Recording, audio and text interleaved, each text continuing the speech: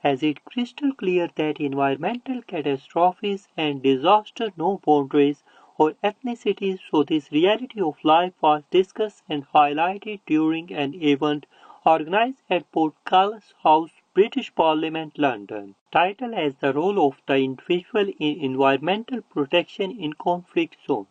The significance of protecting the environment was discussed in the form of an event hosted by Jack Brereton MP, the Senior Vice Chairperson APPG on Kashmir in British Parliament, and organised by the European Caucasus House, a Brussels-based NGO, with the cooperation of the JKSDMI and Hopeman Consultant, United Kingdom. This conference was organized to raise awareness about the importance of protection of environment in conflict zones and to involve more individuals to raise their voice and highlight the environmental distractions in conflict zones, which distraction starts at the local level and goes through the regional and global.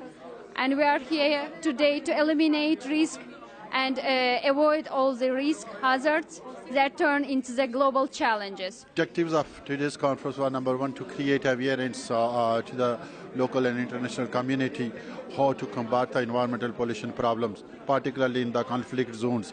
And also, it was a message to the developed countries and their government heads that they're supposed to find out the alternative source of energy. Instead to use the nuclear energy, they could go for the renewable energy, because the nuclear energy is a big disaster, not for the local, for international community as well. Approximately 100 multinational Londoners, the natives and inhabitants of London from various nationalities and origins, who attended the event, including such participants as press, MPs, the leaders of the NGO, environmental experts, and international media representatives. Very important starting point for the joint project announcement. I'm very interested to see how it develops, and my particular interest is education, and I look forward to playing my part to involve human rights education, social education in the evolution of the project. Phase one will be to form a committee who will put together the framework action of the project. Phase 2 will to build a type of partnership and cooperation with different actors to act on the ground and to develop a time frame and implementation plan. And in phase 3, it will be a combination of the different variables and to develop indicators for measuring globally, regional and local factors to arrive to the end, to the final phase. Moderated Leyla Gasimova, Project Chairperson and International Liaison Officer, European Caucasus House, commented peace building and peace education not only concerns peaceful conflict resolution, but environmental protection and justice as well. It's been a very inspiring conference. I met some incredible people, and it's a fresh start to solve some of the world's biggest problems, which is to create harmony between nature and man with the use of energy. And I think this behind me is a very good indication of what we're striving for.